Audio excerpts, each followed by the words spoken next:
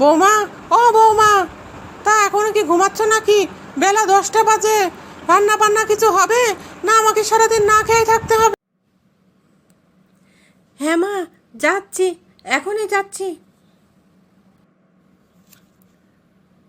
কোন বাড়ির বউ আছে যে 10টা অবধি ঘুমায়? যত সব আমার কপালে জুটছে। এত দেখে দেখে কি যে আনলাম।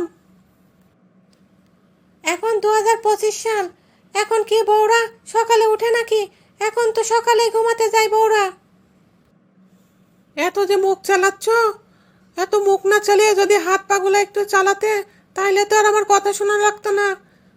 যাও নাস্তা বানাও, আমি খাবো। আর নাস্তাও তো বানাতে পারো না। কী সব ইউটিউব দেখে কী সব রান্না বান্না করো। ঘাস পাতা, তেল দাও না, ঝাল দাও না, ওইগুলো কি খাওয়া যায়? ভালো করে নাস্তা বানাও। শাশুমা, এইটা হলো ট্রেন্ডিং রান্না। তেল মশলা কম দিয়ে আমি কিটো রান্না করি।